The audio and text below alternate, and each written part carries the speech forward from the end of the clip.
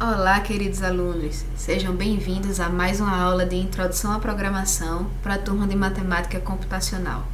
No vídeo passado, a gente falou sobre aritmética de ponteiros e agora nesse vídeo a gente vai falar sobre como vetores funcionam quando são passados como parâmetros de funções.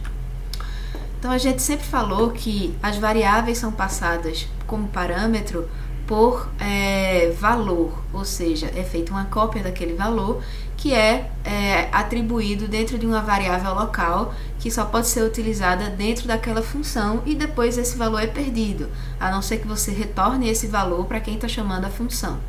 No entanto, não é o que acontece quando a gente passa um vetor ou uma matriz como argumento, como parâmetro de uma função, certo? Então, vejam bem. Aqui a gente tem uma função main que cria esse vetor, que eu vou puxar aqui para a gente fazer o exemplo. Tá aqui o vetorzinho da gente. E em seguida eu vou chamar a função soma dos elementos, passando A e passando 5.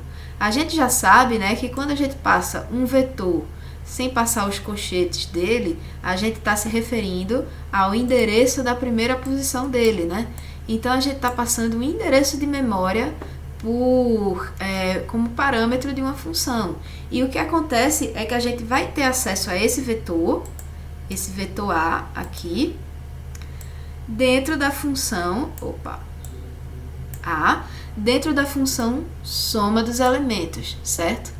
E aqui a gente está recebendo aqui o int_vet, mas que na verdade a gente está passando como parâmetro o primeiro endereço ocupado na memória do computador pelo vetor A. E aqui a gente realmente está fazendo uma passagem por valor, né? Então, int_tan vai valer 5. E o que é que a gente faz aqui? A gente tem uma variável soma e a gente tem um inteiro i que vai ser incrementado, né, de 0 até 4, dentro desse for, vai assumir os valores de 0 até 4 e a cada iteração desse laço eu vou fazer soma, receber ele mesmo, mais o valor que está na posição i. E vou retornar essa soma para quem está chamando, certo? Então, soma primeiramente vale 0, depois vai ser somado com o que está na posição 000, que é 1, depois com o que for somado com o que está na posição 004, que é 2, e assim por diante. Ou seja, soma, ela vai receber um somatório de todos os elementos que estão dentro do meu vetor A. E eu vou ser capaz de acessar, né, cada uma das posições utilizando vet posição i, certo? E aí, vai ser 1 mais 2, 3, 3 mais 3, 6, 6 mais 4, 10, 10 mais 4, 5. Quando eu retornar a soma aqui para quem está chamando ela, esse valor 15 vai ser guardado dentro da variável local total e vai ser impresso na tela, normalmente, o valor 15. Ou seja, eu consegui acessar os elementos passando o endereço de memória como parâmetro da função soma dos elementos. Nesse exemplo aqui, né, a gente está somente acessando os valores para leitura, mas nesse exemplo aqui a gente também vai modificar os elementos do vetor. Então, vamos ver como é que ele funciona aqui em um passo a passo. Então, temos aqui o nosso vetor. Estou chamando a função incrementa, passando a primeira posição que ele ocupa na memória do computador, né? Esse endereço aqui, 000, que vai ser atribuído aqui a essa variável local, né? Aqui estou passando o valor 5 para o tamanho, então o tamanho vai valer 5 dentro da função. 5. E aí, o que é que vai acontecer aqui? Vejam só. Vet posição i. Quem é i? I é 0, né? O índice, deixa eu colocar os índices aqui em cima. 0, 1, 2, 3, 4. Esses são meus índices, né? E aí, quando eu chamo vet i, ele vai acessar a posição i. Deixa eu colocar aqui meu i, né? Minha variável i. De início ela vai valer 0. 0 menor que tan. Tan vale 5, né? 0 menor que 5 verdadeiro. E aí a gente vai resolver primeiro esse lado direito aqui da expressão, para depois armazenar o valor dentro de vet posição i.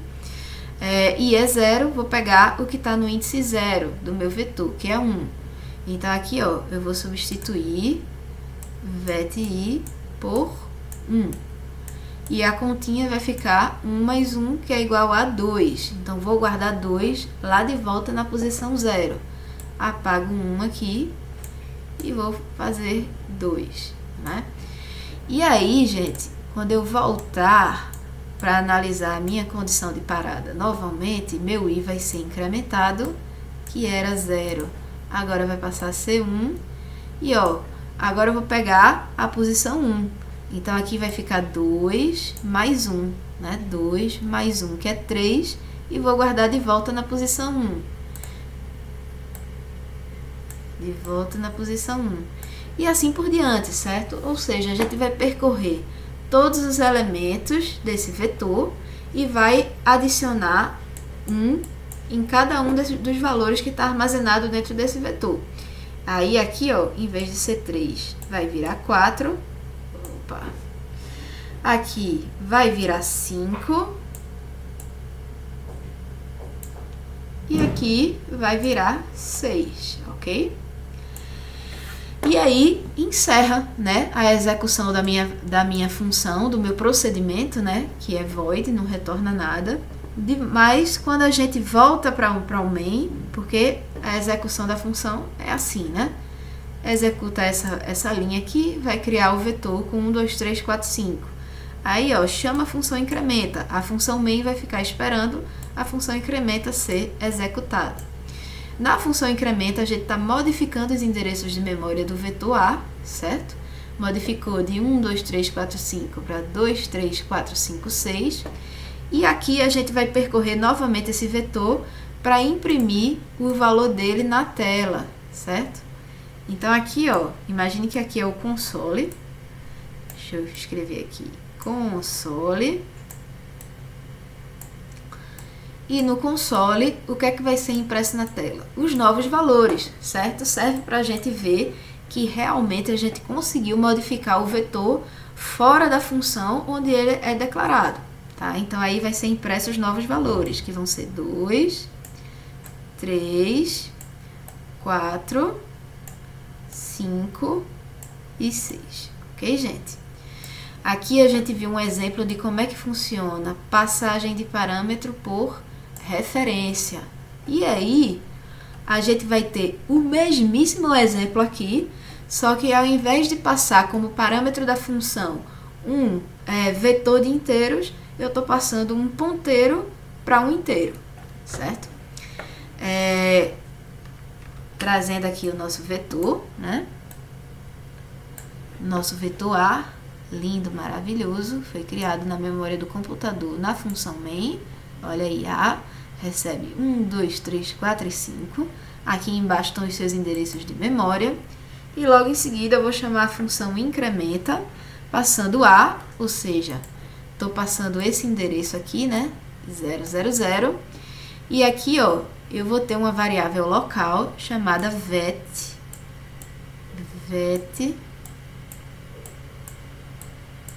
que é uma variável do tipo ponteiro, e dentro dela eu estou guardando A. A é 0, 0, 0. Pronto, aí aqui, ó, eu vou percorrer o meu vetor somente com esse ponteiro aqui. Como é que vai funcionar? Olha só, aqui eu tenho a aritmética de ponteiro, vet mais i.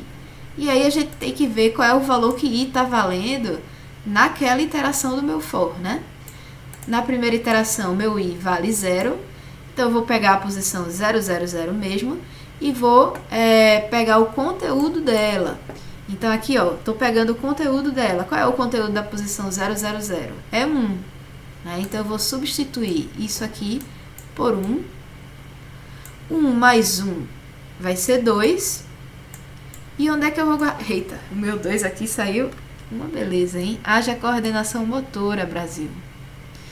Então, aqui eu vou ter o meu 2, que é 1 mais 1 é 2. E eu vou guardar 2 dentro dessa posição de memória aqui, né? VET mais I, VET é 000, mais I, que é 0, continua sendo 000. O conteúdo de VET mais I, que é esse aqui, vai receber 2. Então, eu apago o 1 e o novo valor dele vai ser 2. Ok, gente? Vamos para a segunda iteração. Então, quando eu voltar para cá, o meu I, que era 0, agora vai ser 1.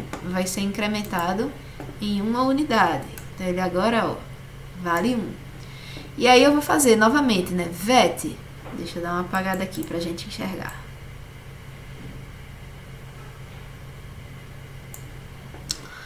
Quem é VET? VET sempre vai ser 000, certo? Não estou modificando VET aqui dentro dessa função. O que vai modificar é o I, né? O I era 0, agora passa a valer 1. Então, 000 mais 1, estou fazendo aquela aritmética de ponteiros, né? Vou pegar a próxima posição, que é a posição 004. E aí, qual é o conteúdo dessa posição? 2. Então, a gente substitui isso aqui por 2.